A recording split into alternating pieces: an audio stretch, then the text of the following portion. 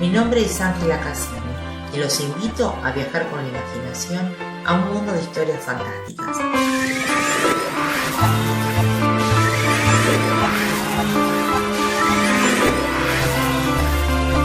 Esto es Memorias, porque hay historias que merecen ser contadas.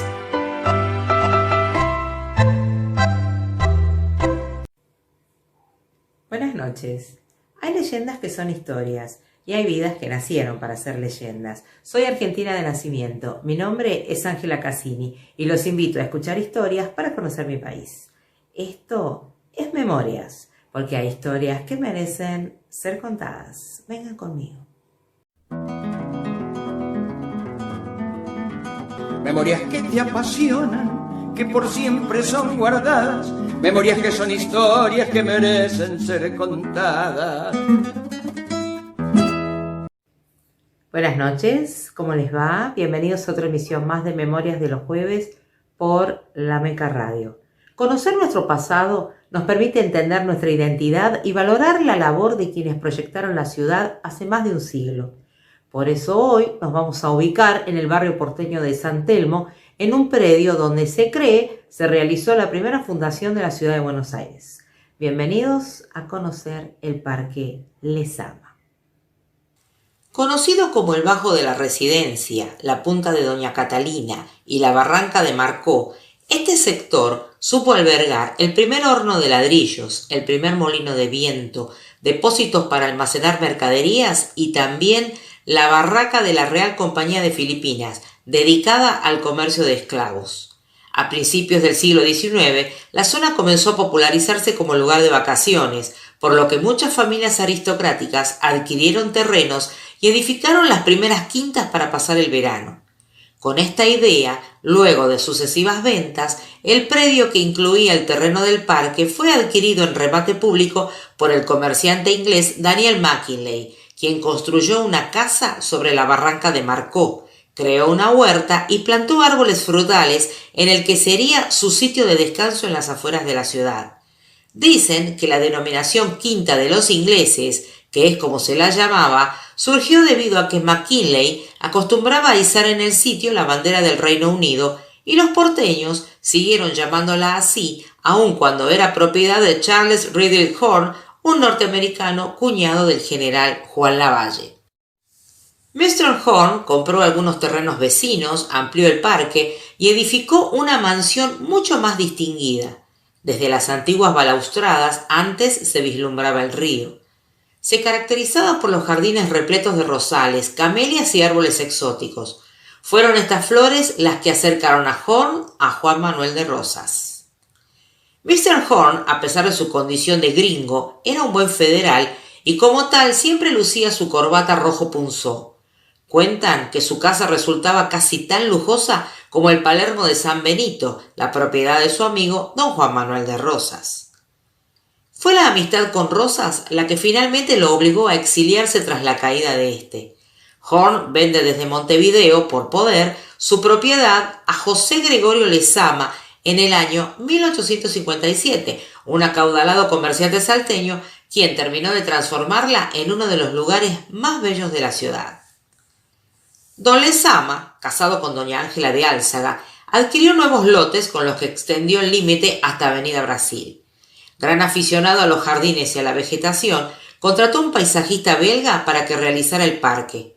Se trazaron caminos y senderos, se colocaron esculturas, monumentos, copones, bancos de mármol y se trajeron ejemplares de árboles, flores y plantas exóticas de todo el mundo. Gregorio Lezama intercambiaba ejemplares y semillas con Urquiza desde el Palacio de San José, lo que hizo más original la colección. El viejo y enorme caserón fue restaurado y ampliado. De estilo italiano y con galería exterior, la suntuosa residencia se completó con una torre mirador desde donde se podía apreciar el río, el parque, las quintas aledañas y toda la ciudad. Don Lezama consiguió ser dueño del jardín privado más hermoso de Buenos Aires. Fueron famosos sus canteros con diversas especies de camelias y sus caminos bordeados de arrayanes. Todo el ambiente invitaba a la calma y la meditación. La verja de hierro que rodeaba el perímetro garantizaba la seguridad. En el año 1858, el cólera morbos llega al barrio de San Telmo y la municipalidad de la ciudad instaló en la Casa Lezama un lazareto. Años después, durante la epidemia de fiebre amarilla de 1871, la misma casa sirvió de albergue a muchos que creían encontrar en ese aislamiento del núcleo urbano y bajo sus árboles una protección contra el contagio. Fallecido su esposo en el año 1889, doña Ángela de Álzaga decidió vender la quinta a la municipalidad con la expresa condición que fuera destinada a un espacio público y que llevara el nombre de su último propietario. 1.500.000 pesos fue lo abonado por la municipalidad por todo el predio, suma que estaba muy por debajo de su real valor de mercado. Finalmente, en 1894, nace el Parque Lezama. En 1897, la elegante casona se destinó a sede del Museo Histórico Nacional. Rápidamente, la zona se transformó en paseo obligado para la élite de la época. Se accedía a él por la esquina de Defensa y Brasil, ya que una reja perimetral lo circundaba. Era un lugar ideal para caminar y disfrutar, en especial durante las noches de verano. En 1896, el entonces director general de Parques y Paseos, Charles Tice, proyecta diversas intervenciones, caminos, plantaciones arbóreas, una rosaleda. Luego, durante la gestión de Benito Carrasco, se construyó en 1914 un gran auditorium para música sobre la calle Brasil, aprovechando el desnivel del terreno. En ese momento, 14 escalinatas distribuidas en toda la extensión del anfiteatro permitían el acceso al mismo.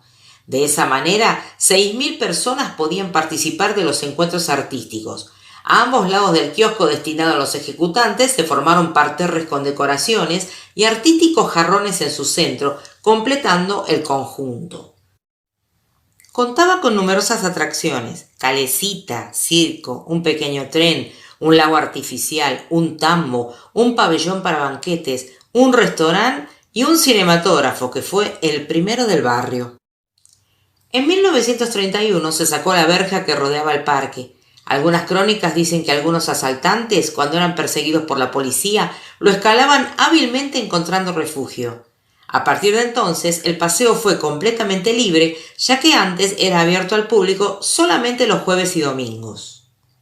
En el plano escultórico, también el parque tiene valor patrimonial. Hay 3 esculturas relacionadas con los orígenes de 3 ciudades: la de Palas Atenea, con el surgimiento de Atenas, la de la Loba Romana, con Roma, y la escultura Fuente, dedicada a don Pedro de Mendoza. El monumento al adelantado don Pedro de Mendoza está situado en la esquina de Avenida Brasil con la calle Defensa. Es obra del escultor uruguayo Juan Carlos Oliva Navarro. Inaugurado el 23 de junio de 1936, está conformado por una fuente, una estatua y varios relieves. La imagen de don Pedro de Mendoza, en bronce, contrasta con la del indígena a su espalda, que simboliza la raza.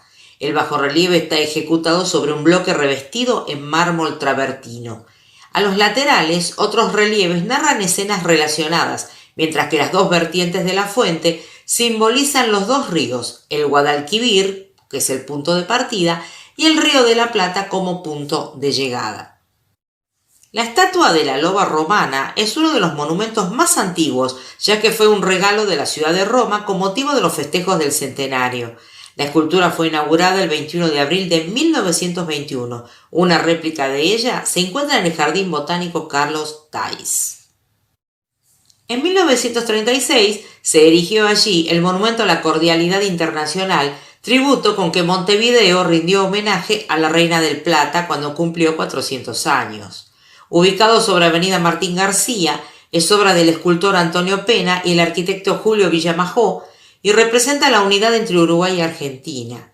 Está construido en bronce y tiene motivos alusivos a la conquista, la flora y la fauna de las Tierras del Plata, Una enorme columna de 15 metros de alto por 4 metros de diámetro describe en su fuste diversos aspectos y características de la historia de ambos pueblos. Una proa que emerge, una gran figura femenina y caballos marinos acompañan el conjunto. Los grabados de la columna del Monumento a la Cordialidad Internacional representan los signos zodiacales y la disposición de las constelaciones australes al momento de la fundación de la ciudad. La base del cruceiro, que es uno de sus pequeños monumentos, posee tierra de las 4 provincias gallegas: Lugo, Orense, La Coruña y Pontevedra. Parte del bronce de esta obra procede de la fundición de monedas de 10 centavos que juntaron los escolares de la ciudad de Montevideo.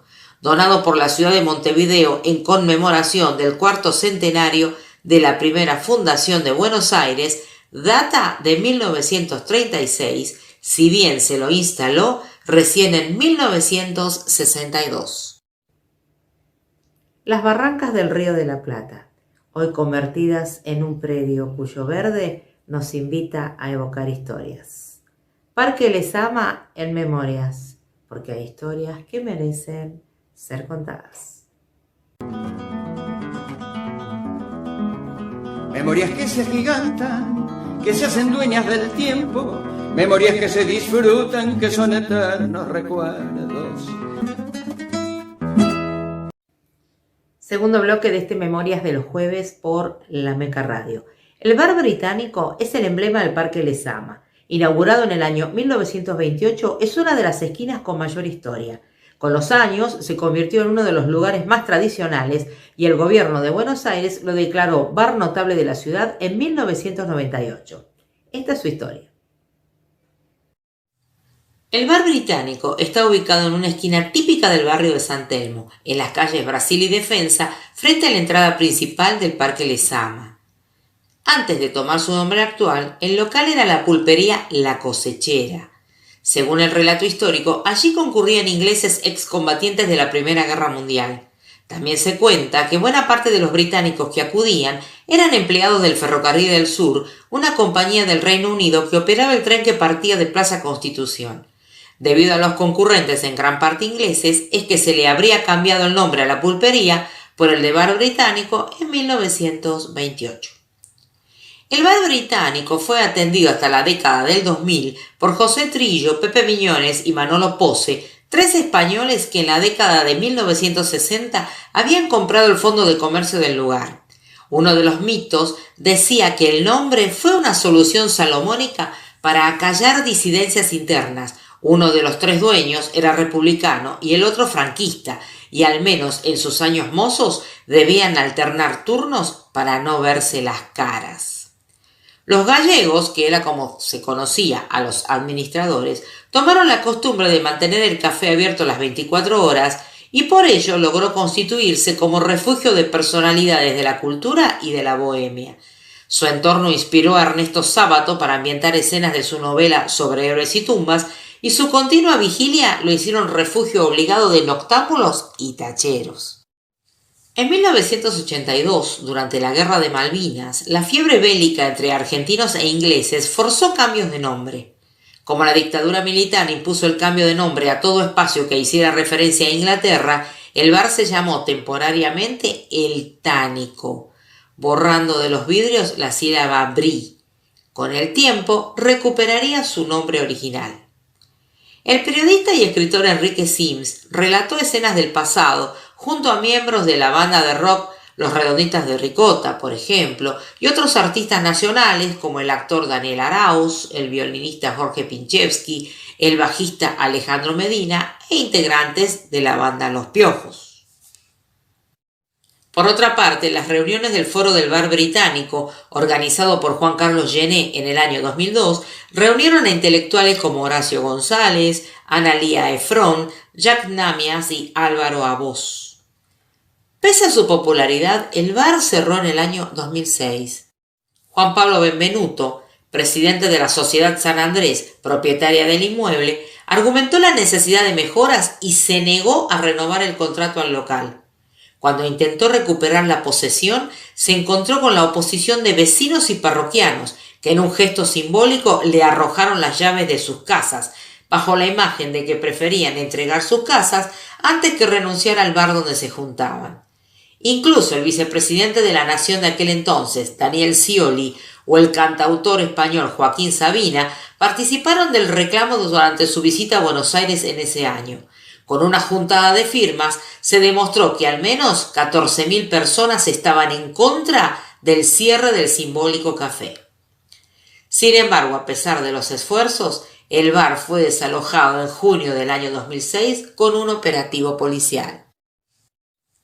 Finalmente, ese mismo año, el local fue comprado por Agustín Sousa, quien decidió restaurarlo y agregar muebles nuevos para poder reabrirlo en febrero de 2007, con un evento público festejado por vecinos y habitués y cubierto por todos los miembros masivos de comunicación de la ciudad.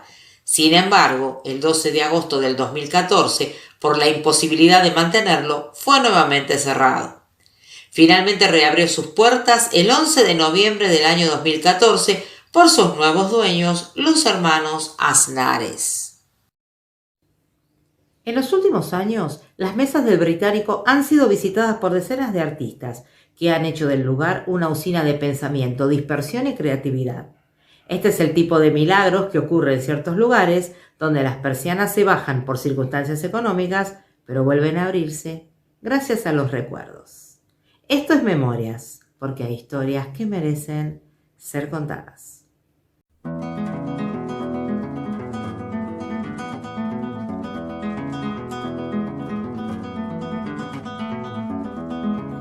Memorias que se agigantan, que se hacen dueñas del tiempo, memorias que se disfrutan, que son eternos recuerdos, memorias que te apasionan, que por siempre son guardadas, memorias que son historias que merecen ser contadas.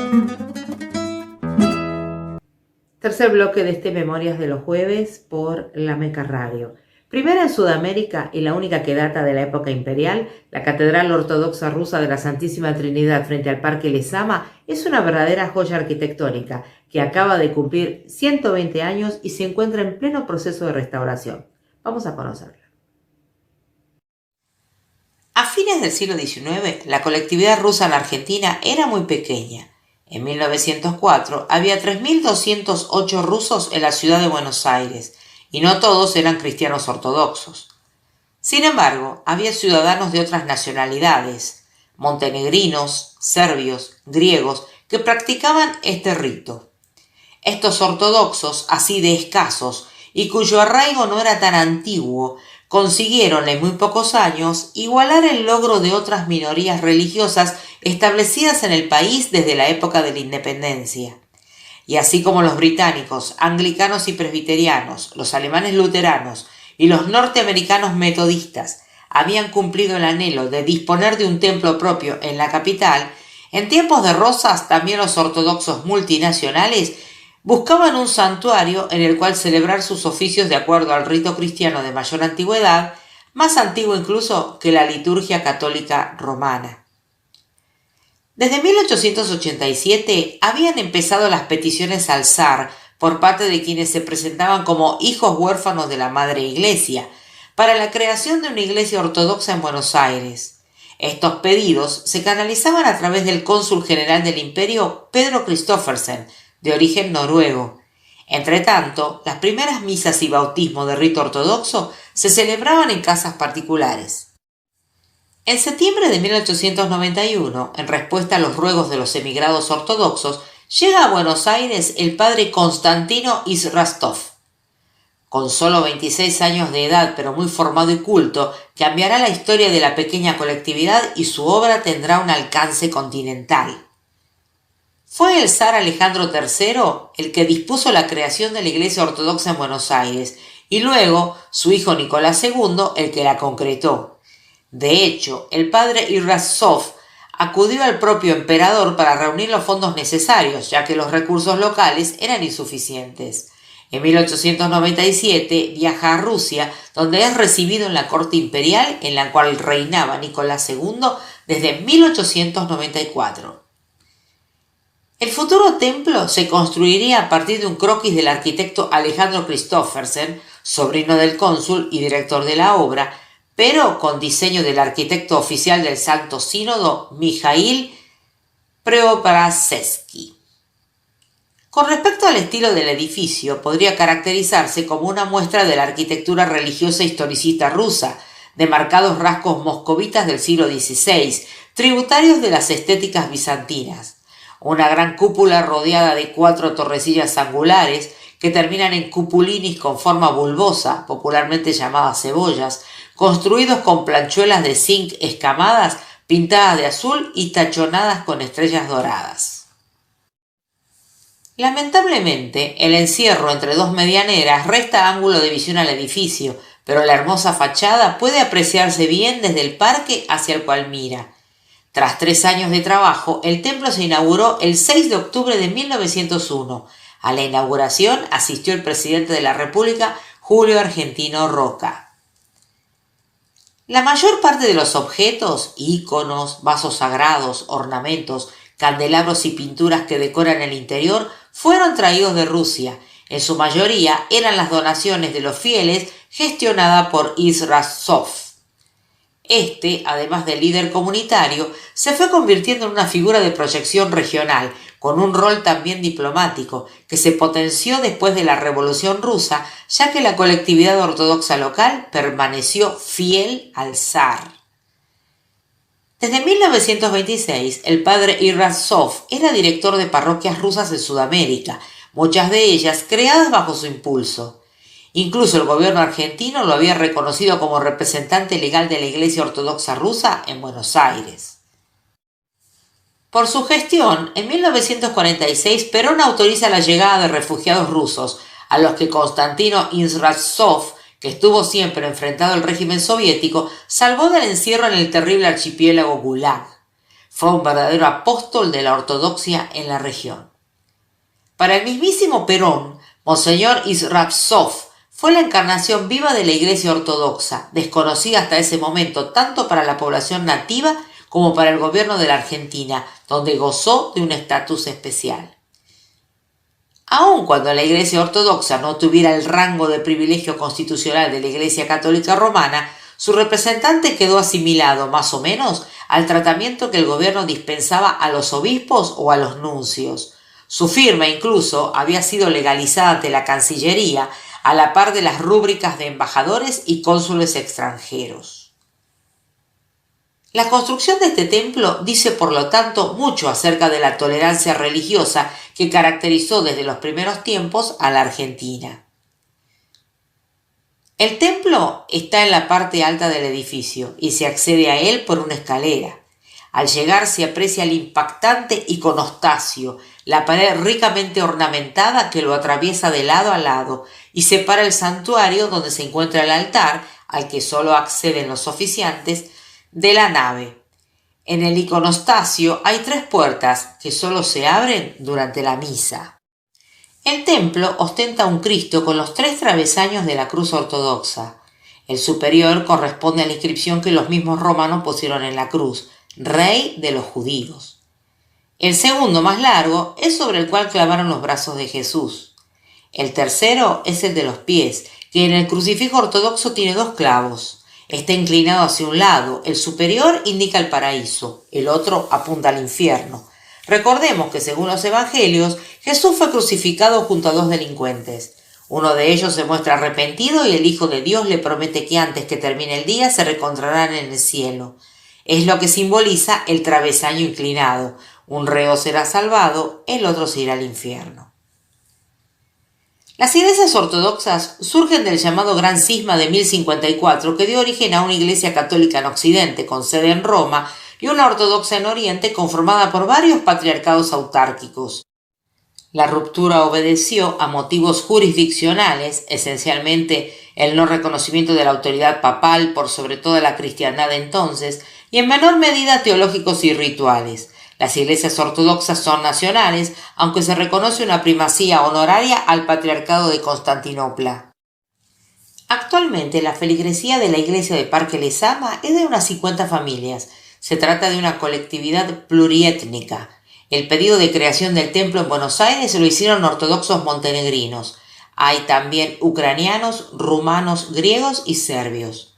Durante décadas hubo varias oleadas de migración rusa hacia el país. Los de vieja data, llamados blancos, son los exiliados de la revolución bolchevique. Luego hubo una oleada posterior a la Segunda Guerra Mundial, y los más recientes o nuevos son los que llegaron después de la década del 90. En Buenos Aires hay otras parroquias ortodoxas rusas, por ejemplo, en los barrios de Palermo y Núñez, pero también encontramos en el interior del país, en provincias como Misiones y Córdoba. Frente al Parque Lezama, la iglesia ortodoxa rusa nos muestra todo su esplendor, con sus 5 cúpulas acebolladas color azul, las estrellas doradas que la ornamentan y las cruces ortodoxas que la coronan. La Catedral de la Santísima Trinidad es monumento histórico nacional y luce con orgullo sus 12 décadas de existencia. Esto es Memorias, porque hay historias que merecen ser contadas.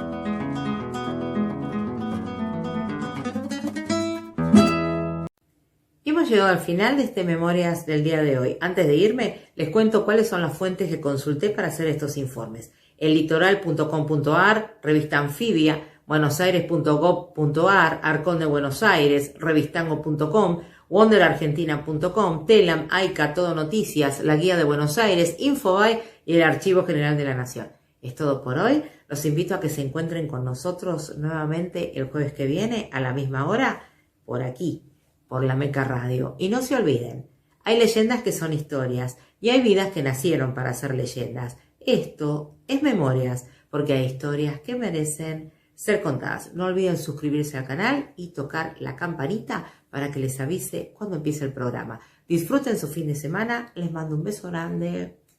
Los quiero. Chao.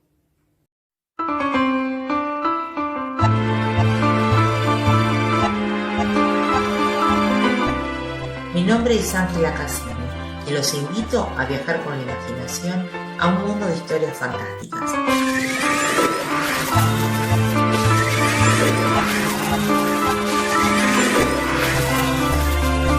Esto es Memorias, porque hay historias que merecen ser contadas.